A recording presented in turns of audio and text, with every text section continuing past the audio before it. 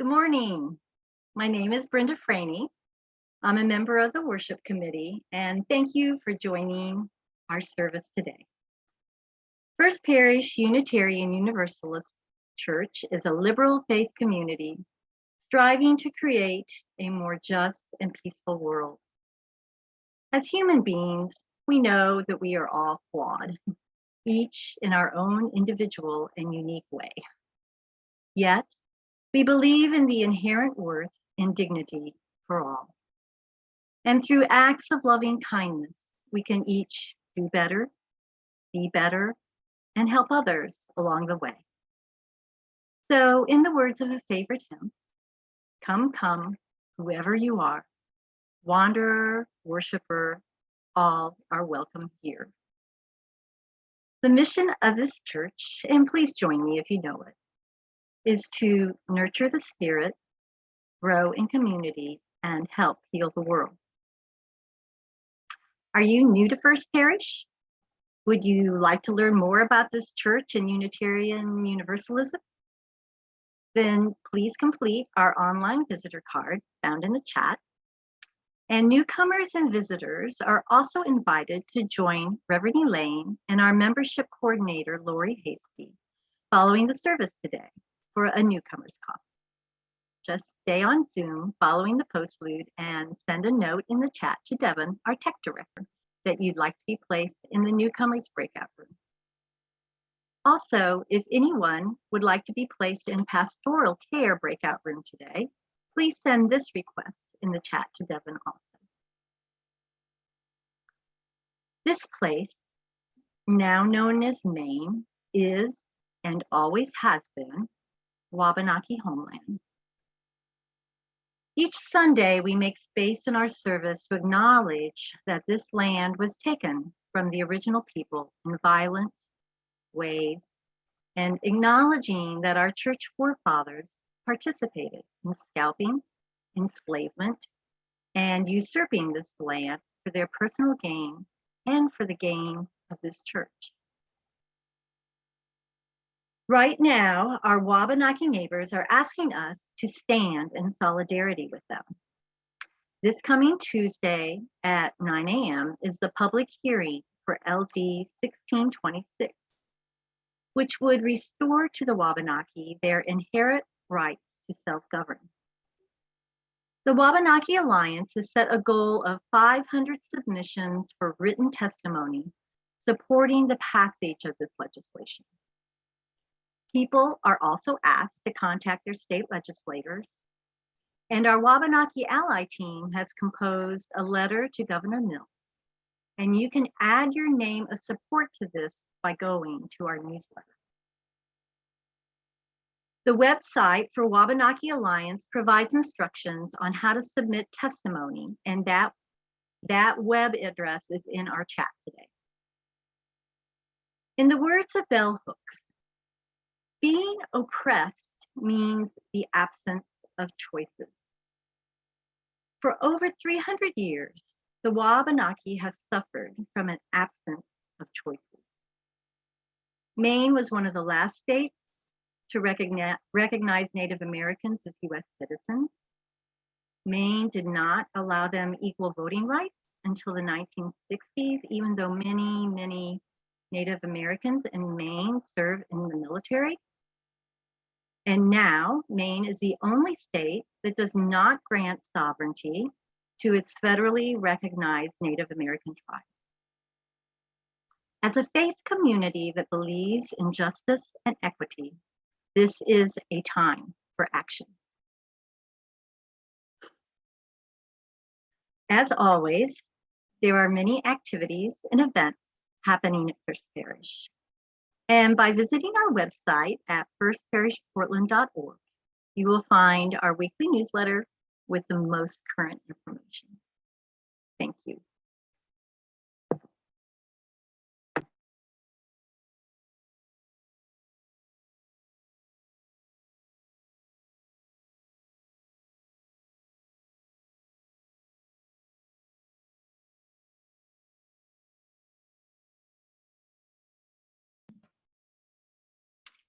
And now we'll have John, our interim music director, introduce our prelude for today.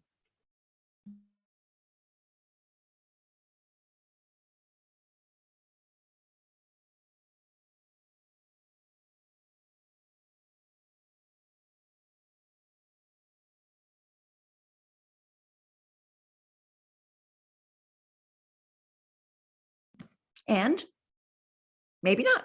So I will introduce our prelude. It is our beloved Lennon-McCartney presentation of All You Need Is Love.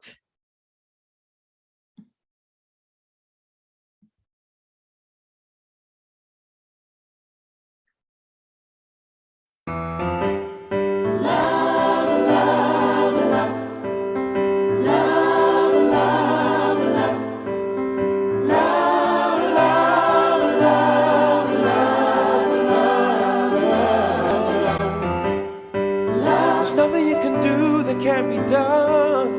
Nothing you can sing that can't be sung. There's nothing you can say that you can learn how to play the game. It's easy. Nothing you can make that can't be made. No one you can save that can't be saved. There's nothing you can do that you can learn how to be you. It's easy.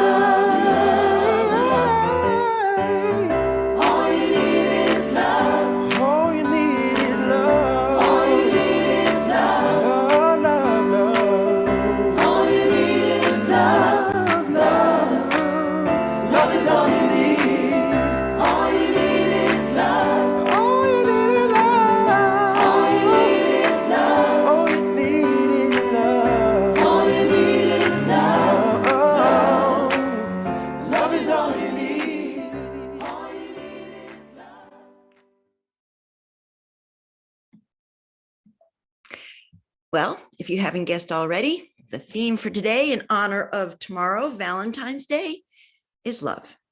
So today we're going to be reflecting on all the sentiments of love, and especially these expressed best by Thomas Merton.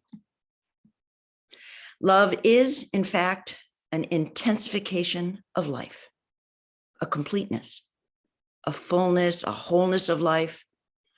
Life curves upward to a peak of intensity, a high point of value and meaning, at which all its latent creative possibilities go into action and the person transcends themselves in encounter, response, and communion with another. It is for this that we came into this world, this communion, this transcendence. We do not fully become human until we give ourselves to each other in love.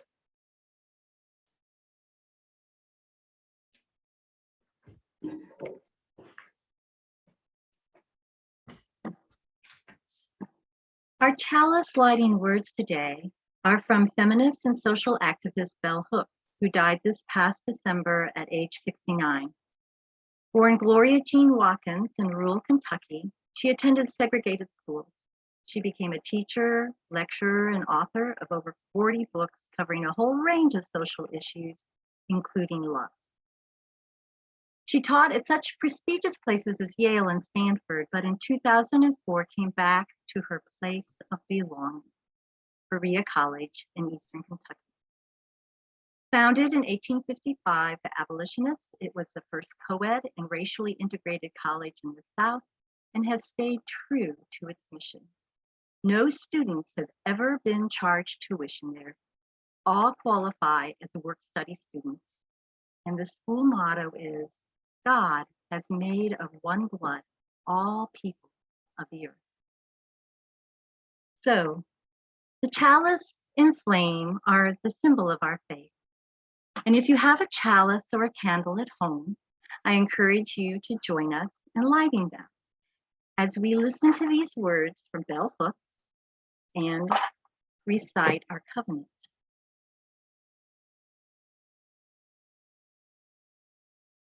The light of love is always in us, no matter how cold the flame.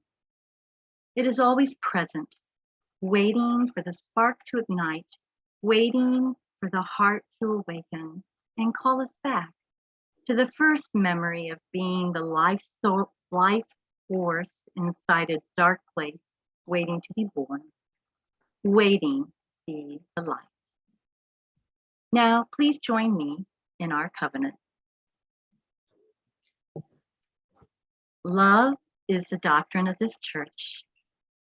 The quest for truth is our sacrament, and service is our prayer. This is our great covenant, to dwell together in peace, to seek truth and love, and to help one another, to the end that all souls shall grow into harmony with the divine.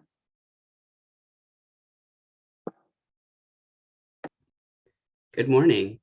My name is Tobin Cooney Kalnian, and I serve as your Director of Faith Formation. I have the rare opportunity of getting to be with you all in person this morning to share a story that I've just written.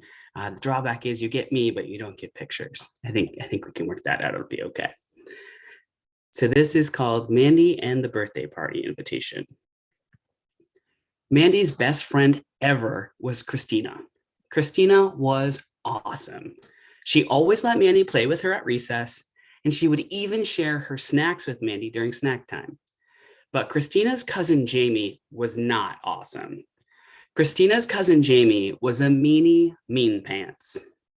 On Thursday, Christina's cousin Jamie would not let Mandy make necklaces with everyone making necklaces during free time.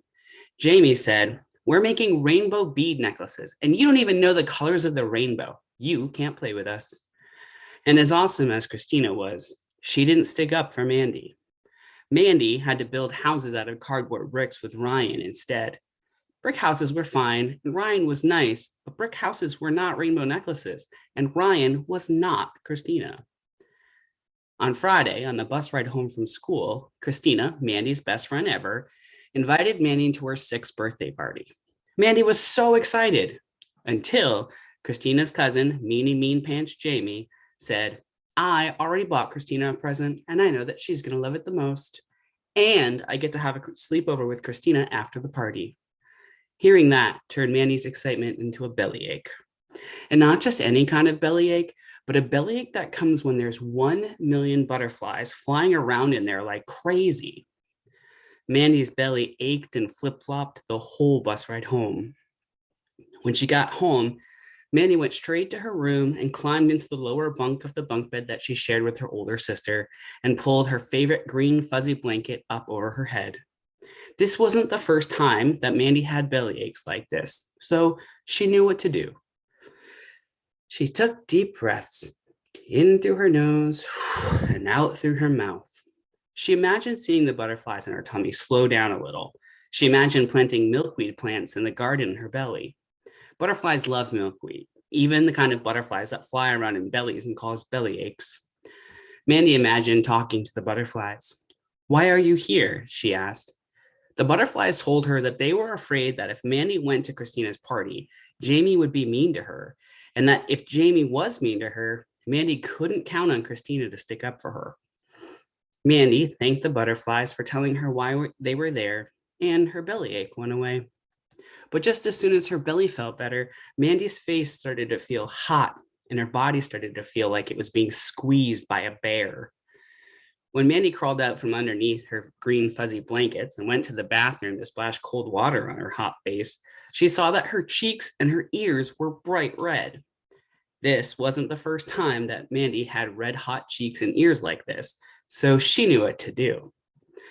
Mandy went outside and climbed into the fort she had built behind the bushes in her backyard. She took deep breaths in through her nose and out through her mouth. She imagined seeing the bear squeezing her body loosen up its grip just a little bit. She imagined talking to the bear. "Why are you here?" she asked. The bear told Mandy that it was mad at Jamie for being a mean pants, and it was mad at Christina for not sticking up for Mandy like a best friend should.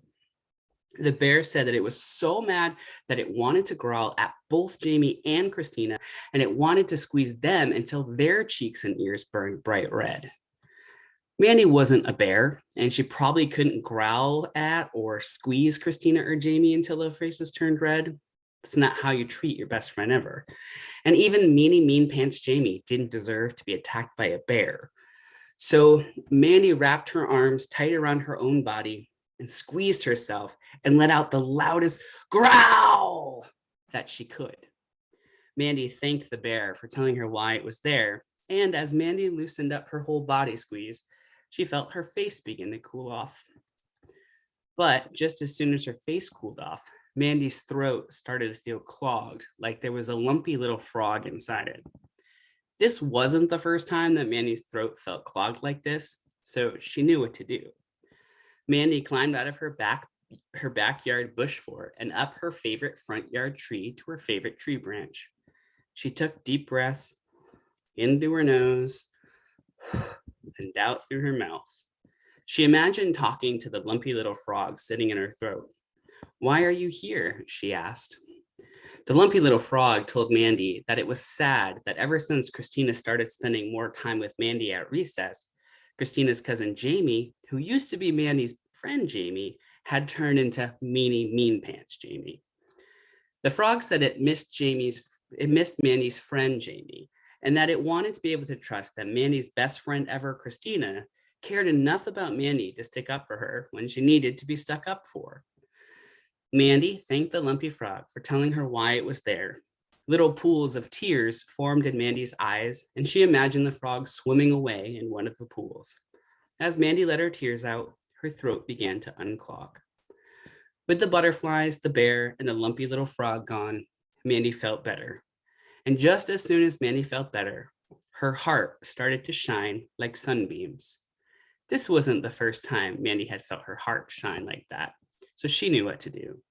She took deep breaths in through her nose and out through her mouth.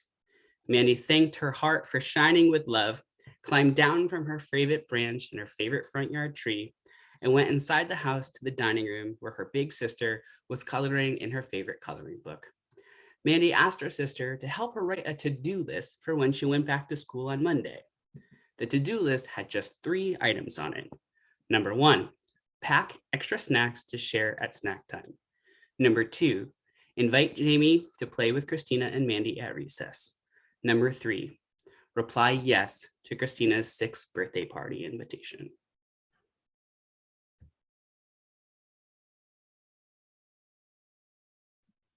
Oh, Tobin, that was so perfect. That's so perfect.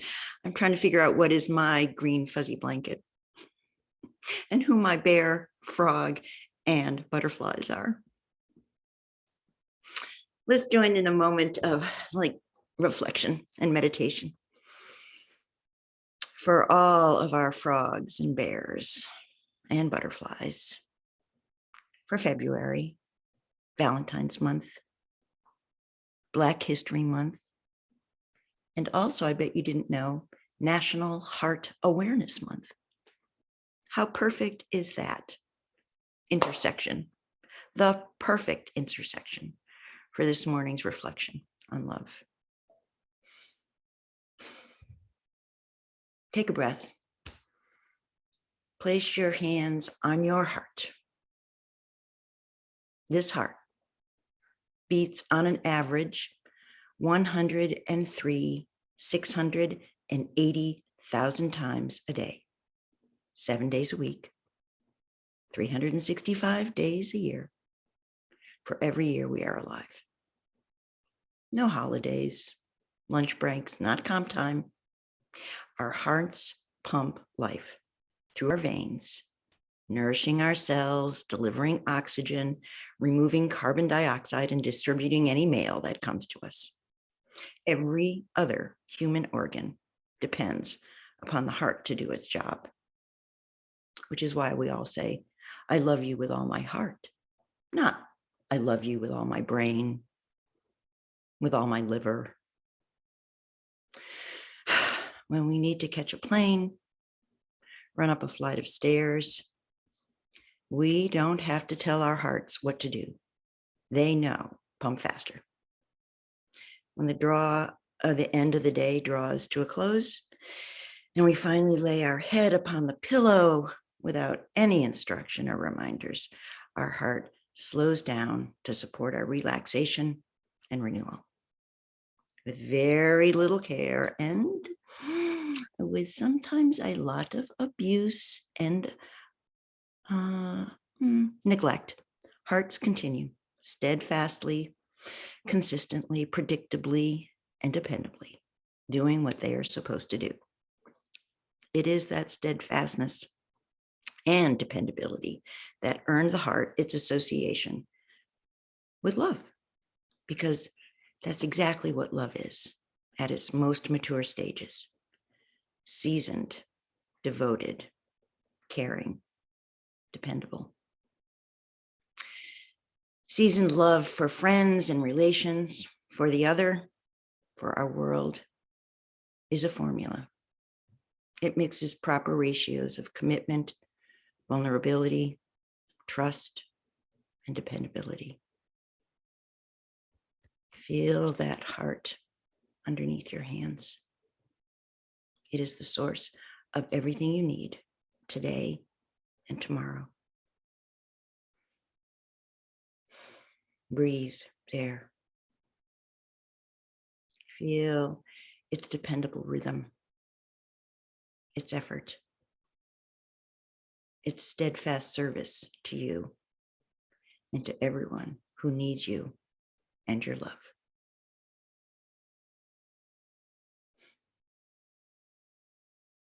Say thank you.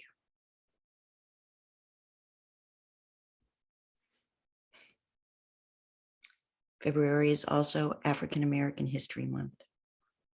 So with that, thank you.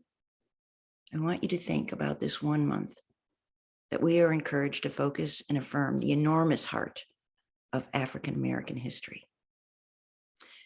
Few white people have any idea what it means to live in Black skin in this nation, how much heart it takes to survive, to succeed, to thrive. Everyone in our nation needs this annual focus to expand our appreciation and awareness of the history of a significant part of our country, to honor the big heart that's been neglected or abused, rich with accomplishments, loss, struggle, and honor. Spirit of life, may we remember in this month with every single heart we see what it takes to have heart in this world. With that, we will listen to Spirit of Life and be inspired.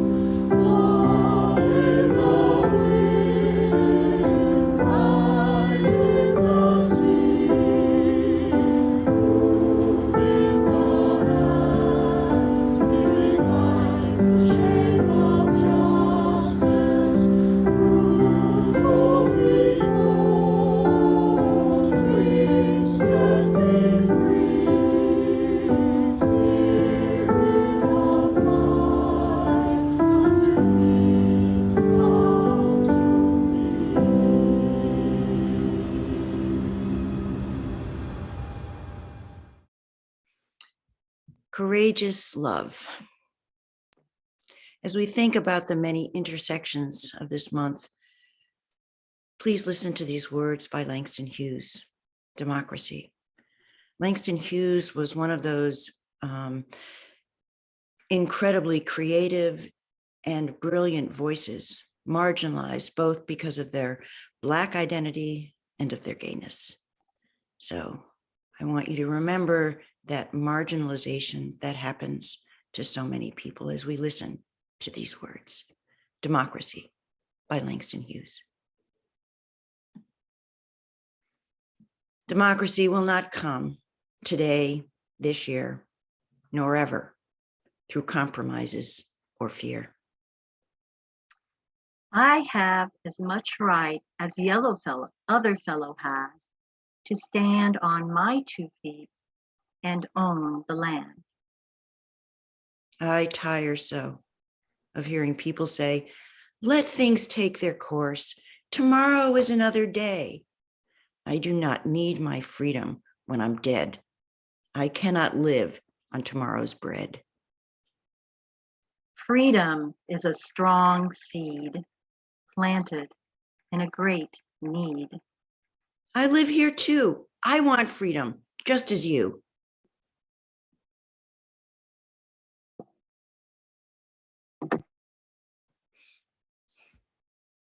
Side with Love is a public advocacy campaign sponsored by our UUA. Side with Love seeks to harness love's power to stop oppression, to hear those voices like Langston Hughes. Over 80% of our congregations report some kind of participation with Side with Love, from gracing their buildings like ours with Black Lives Matter banners, to solidarity actions with immigrant, Muslim, LGBTQ, or Native American communities.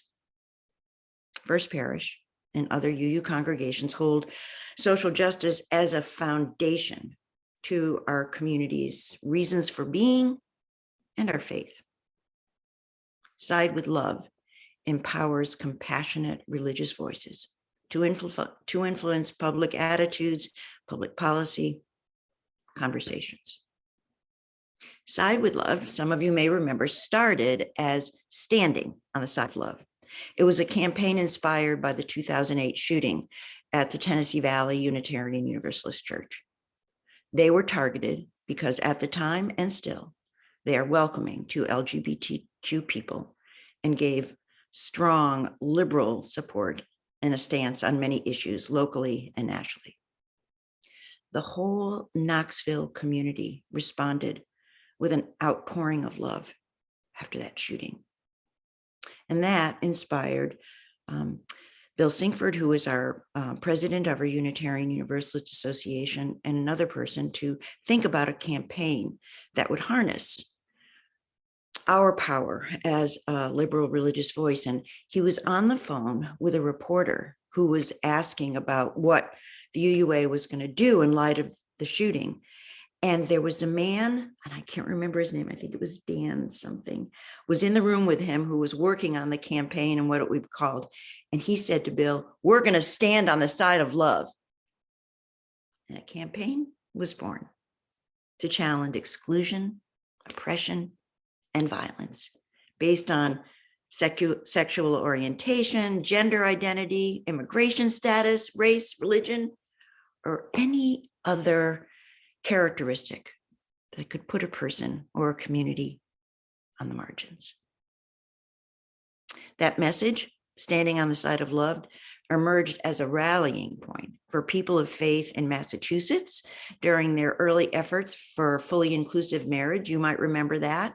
And later during the fight against Proposition 8 in California, when there was growing rancor about so many justice issues.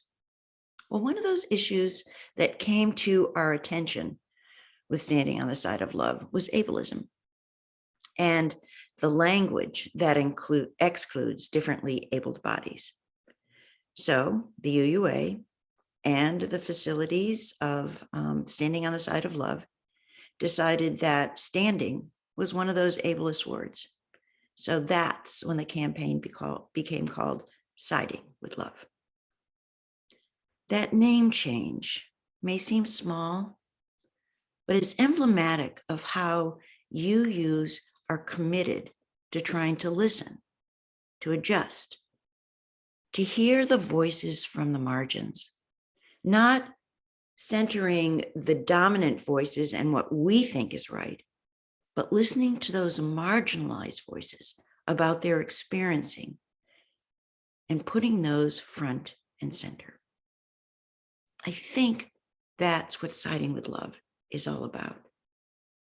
You may think differently, feel differently, not think it's important, but it's not about what the voices at the center think is important. It's about listening, like to Langston Hughes, to hear those voices that are often silenced. The voices that can inspire our hearts and our faith to be better, more inclusive, and to truly side with love. As a minister, that's what inspires me. It's actually what motivated me to go into ministry at all, is thinking about the power of a community of faith to do the right thing, to give voice to what's essential for our nation, our congregations, ourselves, to be spiritually grounded, faithful, knowing what we believe and being faithful to what we believe. Looking for that kind of communal, transcendent love that inspires our best selves to show up, to love, be loved, to acknowledge our interdependence, our mortality, so that maybe by the time we live, we can know what it means to be fulfilled and live a sacred life. Each year, Side with Love initiates, I think they've been doing this, I know they've been doing it since 2012, so at least 10 years. They've initiated what they call the 30 Days of Love campaign, and it starts on Martin Luther King Jr. Day, ends on Valentine's Day. And each year, they pick a particular injustice or campaign that they want to focus on. This year, they decided that there was no one single issue that was most important. And Audre Lorde wrote this: "There is no such thing as a single issue struggle because we do not live single issue lives." So this year, Side with Love, for its 30 Days of Love, is focusing on the intersection of 4 intersectional justice priorities: reproductive, gender identity, and LGBTQ rights, democracy and voting rights, decriminalization and racial justice, and climate justice. All the things that come together, all the different things that we all feel are essential to resolve and bring equity to. So 30 Days of Love, thinking about all the different ways that we can support the best for all people, remembering none of us is free until we are all free.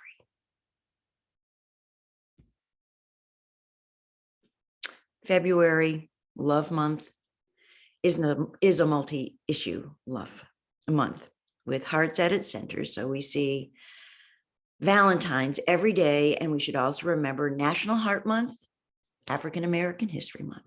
So when you see heart tomorrow, I want you to think about those intersectional spaces. Think about all the world's marginalized voices. Think about democracy in this nation right now. Think about how we show up in the world for each other, the earth. Allow each and every little or big red heart you see in a window, on a card, on a box of candy, to open your heart to communion and transcendence. Remembering we do not fully become human until we give ourselves to each other in love.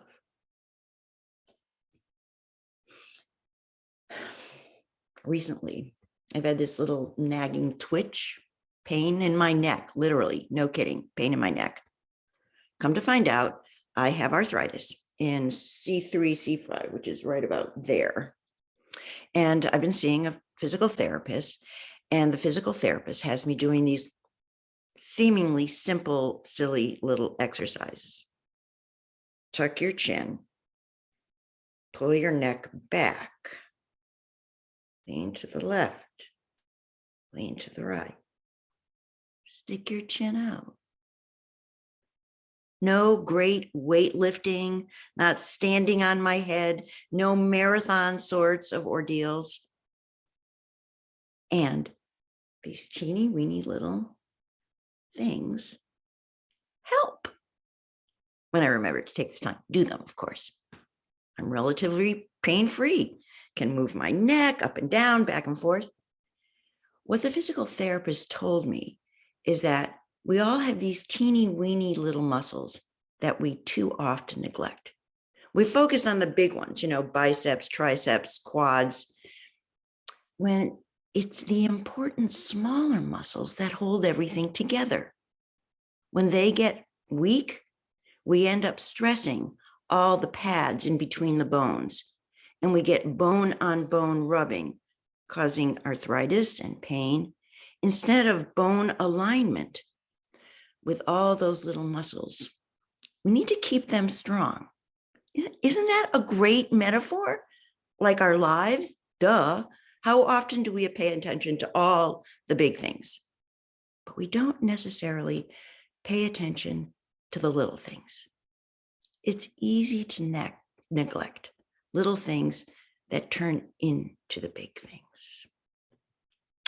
So much like love, right? I have a poem to share. The title is He Who Attempts to Love His Neighbor by Alden Nolan. My neighbors do not wish to be loved. They have made it very clear that they prefer to go peacefully about their business and want me to do the same. This ought not to surprise me, as it does. I ought to know by now that most people have 100 things they would rather do than have me love them. In parentheses, those little muscles, remember? There is television, for instance. The truth is that almost everybody, given the choice between being loved and watching television, would choose television. Love interrupts dinner, interferes with mowing the lawn, washing the car, or walking the dog. Love is the telephone ringing or a doorbell waking you moments after you've finally succeeded in getting to sleep. So we must be careful. Those of us who were born with the wrong number of fingers or the gift of loving. We must do our best to behave like normal members of society and not make nuances, nuisances of ourselves. Otherwise, it can get hard for us. It is better to bite back your tears, swallow your laughter, and learn to fake the mildly self-deprecating twitter favored by the bourgeois, than to be left entirely alone, as you will be, if your nonconformity embarrasses your neighbors. I wish I didn't keep forgetting that. The truth is, people, and that was the end of the poem. So this is some words from Robert Thurman. Truth is, people are afraid to love or be loved, afraid that if they let go of their anger and their righteousness and their wrath and look at their own feelings, like Mandy did, and even see the good in another person, they're going to lose the energy they need to do something else that right now feels so important. When you are tired, exhausted, worn down by lists, expectations, and responsibilities, it is hard to open the window to love. Love, in or out, feels like exertion. We forget that we actually get more strength and energy by operating from that place of love and concern, seeking justice in a world full of people who would manipulate the truth for personal power, who demonize, who harm others through a prism of sanctimonious hate, is exhausting for all of us. Sometimes love takes real effort when all we want to do is hurl expletives at the television. Little muscles that keep our bones from rubbing on bones. Heart is a relatively small muscle, not big like brain or liver. So here we are, the tired, the exhausted, the courageous and the inspired, all sitting together on a virtual screen, not sitting together in sacred space where we can see and feel each other in what we think is a more meaningful way. On the screen, off the screen. We are each the other sometimes. Each of us takes a turn at being the big heart or the small heart, the large muscle, the small muscle, the courageous or not, each the tired, each the yes or the no, depending on who remembered or forgot to turn the clock ahead or feed the children. We are each continually asked to show up, to do the work, emotionally, spiritually, and physically. The good news, we do not have to all show up at the same time. If we each chose to show up when we can, and did, we are exercising those little muscles, the forgotten auxiliary muscles, moving ourselves, moving the bones of the world. We don't have to all be the big muscle, doing the big things. Each time we, as an individual or as a community, forgive each other, love each other, make the less convenient choice, show up, giving someone else the chance not to show up, we move the whole world towards the greatest good. No one needs to do it all the time. We all can't say no at the same time either. If each of us does it sometimes, if all of us do it sometimes, then we stop bone from rubbing on bone and save our world, save each other, side with love. This month, this is our month to remember that it's not with a righteousness or a creed or a doctrine or ideals that our best selves emerge, but with courageous love. Love in the hard times, in the I am disappointed, I would rather leave, I would rather be angry times. When our small selves are in charge is when we need to be courageous, when we need to exercise those small muscles.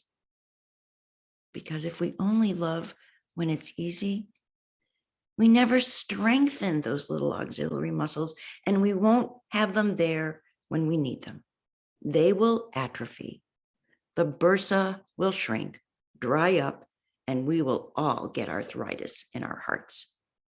And once hardened and calloused, we will lose that ability to love, even in the most simple love thy neighbor moments. Love is always inconvenient. It interrupts dinner, interferes with mowing the lawn, washing the car, or walking the dog. Love is that telephone ringing or a doorbell waking you up in the middle of the night. We will each forget how to love, forget our desire for trust, transparency, communication, good governance, solvency, financial, otherwise, and sit down and be still if we don't stay courageous. To be a Unitarian Universalist is all about being courageous. We believe that there is nothing more vital to our faith than to search with all our hearts and with all our minds for truth and compassion. We believe that no one person, no one nation, no one religion owns truth with a capital T or compassion.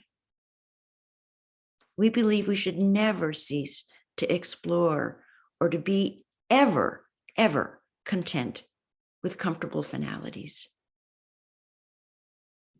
The spirit of religious freedom for the Unitarian Universalist demands that we meet the challenge of our futures with growing insights, new skills, renewed enthusiasm, assuring that hope and the eternity of love and light are always available to everybody. Isn't that exactly the formula required in this moment to effectively face a nation so politically divided, whether it be with civil rights, the national economy, what to do in the Ukraine, quality education, abortion rights, healthcare issues, climate justice, science, internationally and nationally? Heart right now is required. Courageous heart. We have forever toxic chemicals to clean up, violent conflicts in multiple regions to resolve. Get those trucks from stopping traffic in Canada. Environmental concerns to address. Historic racial justice, violence. So much to repair, so much to tend to. Hearts all over this planet are torn. People are bleeding. We think our human resources are limited and strained, making a response difficult, but the truth is, the best that our human hearts can offer is all that is required. And in here, abundance is always available. Our hearts are big. They pump life into compromised political systems and a worn world. Our hearts are strong when they're open, compassionate, and wise. Hearts, these hearts, see, there is so much more than defeat in our world. There is hope and love just waiting to be revealed. The truth is, throughout the history of this earth, there has been a power at work in the universe. That power that pushes trees out of rocky crevices, flowers out of city sidewalks. There is a power that affirms love and beauty in the face of insurmountable odds, that frees children from abuse and abandonment to become creative, productive, compassionate adults. A power that holds beauty and well-being of the earth and each other as sacred to the flowering all of life. It is an interconnected web of power. That power is available to each one of us.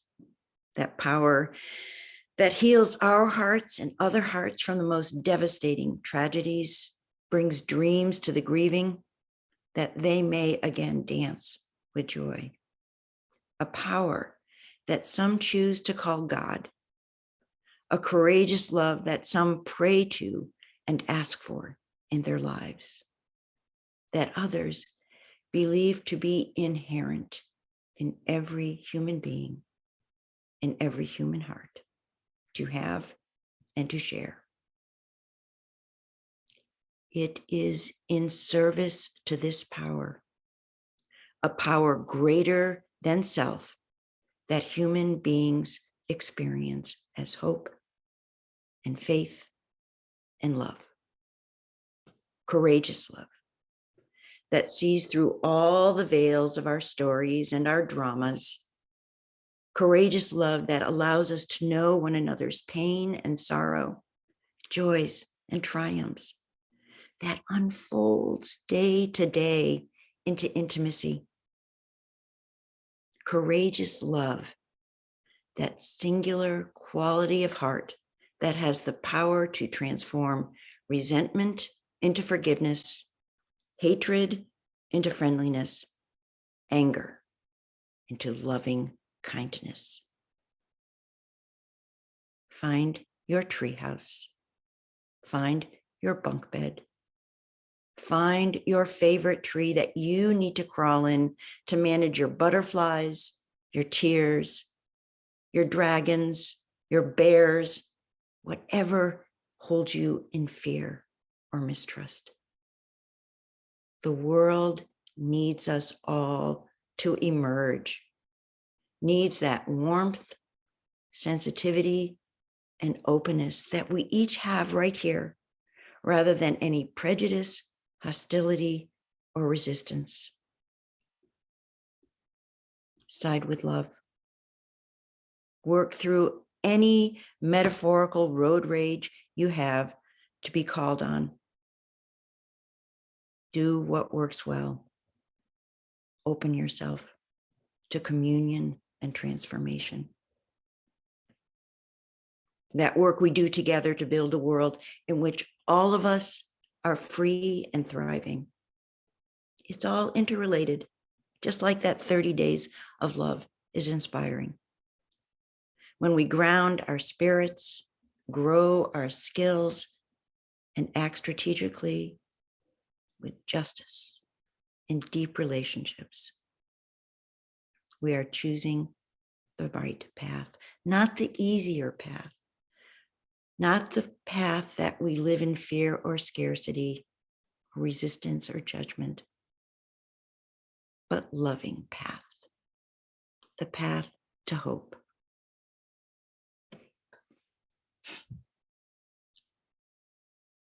The power at work in this world is love. And we do not want to go down the path that tears down hope or shrinks hearts, discourages minds, or hate. This month, tomorrow, choose love. I'm going to leave you with these words by Howard Thurman. The sum of all known reverence I add up in you. Those who govern are there for you.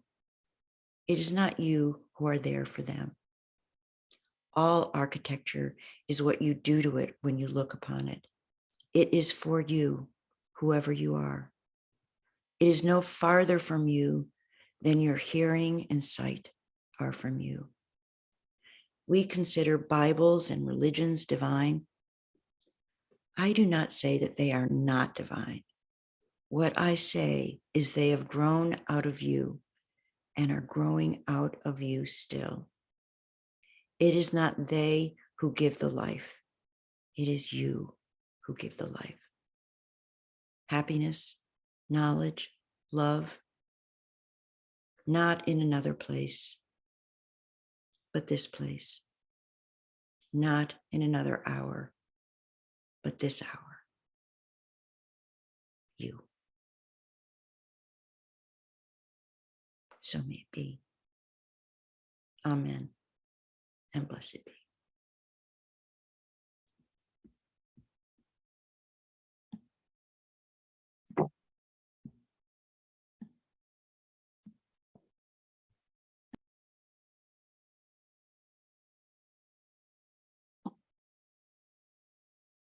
Nobel laureate Albert Schweitzer once said,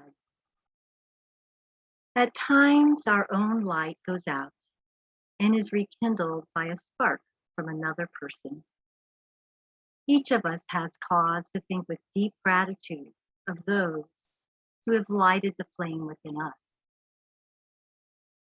This church is also like a flame, a light of welcome, justice, and community.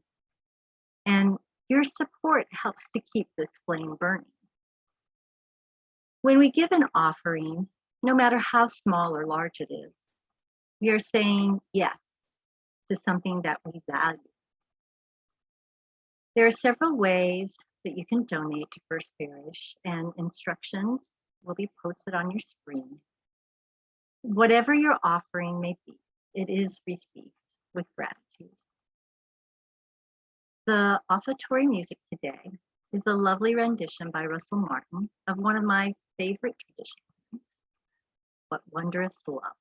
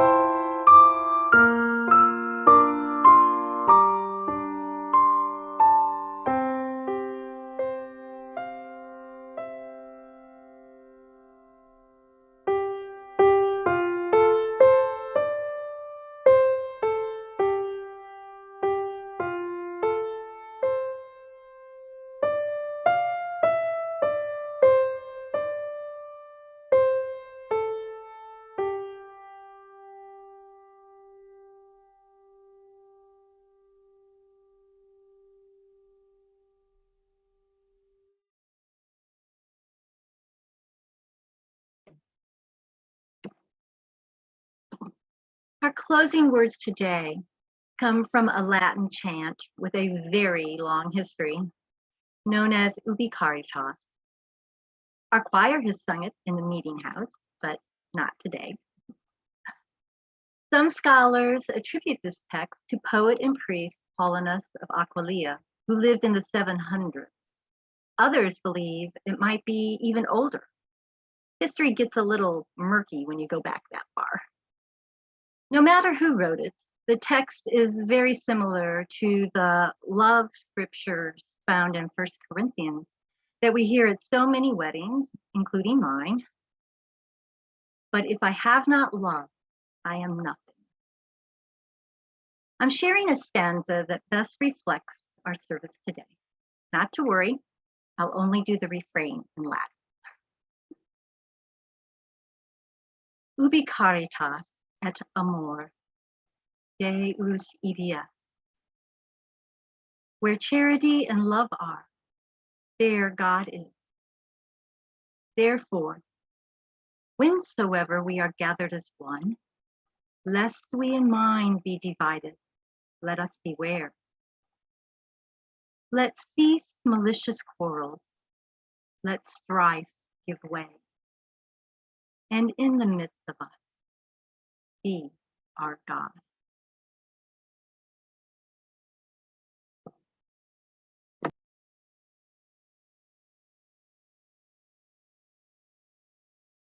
Thank you, Brenda.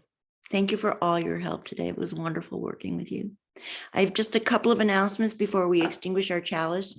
One is that there's a couple of breakout rooms during the virtual coffee hour, which you can just stay on for. There'll be a breakout room for new members, a coffee hour. There'll also be a pastoral care breakout room. So if you are looking for either of those, you put it in the chat and Devin will put you in the right room. I also want to let you know that we are going to be open for 100 people in-person worship starting on my birthday, March 13th. So come celebrate in-person birthday, sing happy birthday to me. We're waiting until the 13th because of some technical needs we need to make sure of, and also because I'm going to be on vacation the last Sunday of February and the first Sunday in March, and our worship leaders are planning to do virtual. So we didn't want to go in person and then back to virtual. So we'll wait to get through those couple Sundays and be in person in March 13th. So I hope you will consider joining us then.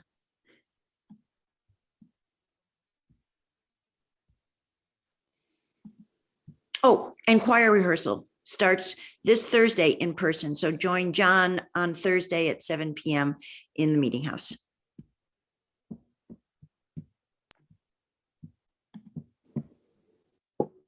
Please join me. Is it time for benediction? Please join me as we recite our unison benediction and extinguish our flames.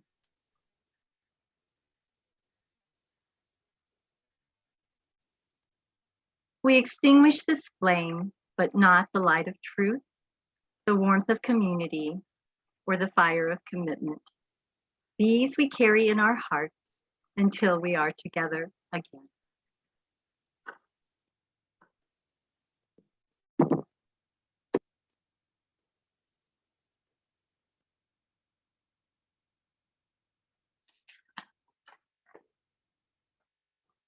Our postlude today is a musical setting of Ubi Caritas, the text you just heard, which you know is from the Middle Ages.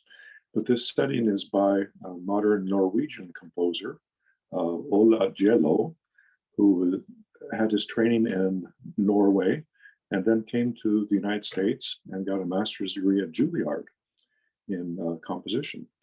And so this will be sung by a Swedish-based male choir called 08. And it originally began as a barbershop group and now is a professional choir. And so they'll be singing Ola Gjello's setting of Ubi Caritas.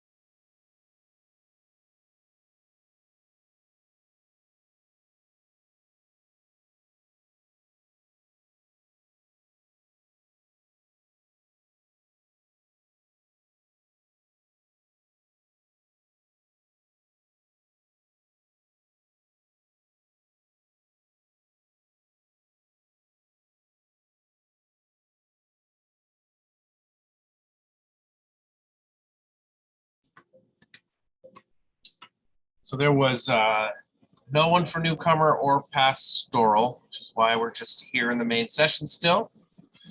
So,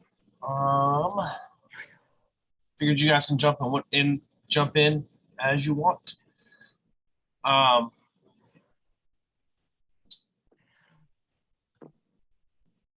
Yeah. So I did miss this. So John, did you get booted out or did you leave the meeting prior to I us had a starting? lot of technical issues today. Oh, okay. No, I didn't leave. I kept cutting out, and when I was supposed to speak, I took some screenshots in case that helped you understand what happened. But there was no way that I could unmute or start my video. Yeah. So you at what some I had was point, basically a black screen. yeah, at some point you must have gotten kicked out of the session because you didn't have your co-host privileges anymore. So I had to re-enable them. During that time, I did prompt you to unmute. Right. Your bandwidth was low. Maybe it just wasn't coming through. Only a few more Sundays of me. I checked my connection and it looked very strong. Yeah, you're breaking up. Thank goodness. Technology. Yeah. And in fact, the whole meeting was, I kept getting cut out. It was very broken. Mm, Yeah. Well, you sounded great for the post lead, so. Okay, there we go. so Good. Now that's what's important. You know, that was magical because I'm looking up at the bay with the snow falling. I was listening to Ubi Caritas and it just I was in the exact amazing experience. John. I turned everything off and you can see I see this great view out my window and it's just kind of it's perfect. Absolutely. Yeah. It's, yeah. I get muted Oh, too. wow. This is what it's like if you see the harbor. Yeah, it's just just amazing. Okay, so if everybody's doing that, I get to do mine. Come on. I'm on the second floor and it looks out over, let me see, can I do that? Is it gonna show it? Oh, wow. Isn't So- that beautiful? Yeah, so it looks out over our neighborhood. Oh, nice. Well, I'm on a desktop computer, so I'm not going to pick the whole thing up and point it out the basement window. But I don't have a spectacular view anyway. So You just show us your beautiful pregnant wife. That's all. That's your view. she is not here. She is at a baby shower. Oh, awesome. Awesome. We did two. We did with Omicron. We kind of split. We didn't want to do one huge crowd, so we did the Southern Maine crew and the Central Maine, Down East Maine crew in a second one. So Well, you know, you'll just hopefully she won't deliver on a Sunday morning. And but we totally understand, but we should probably be prepared for that possibility. we'll have a backup person ready to go.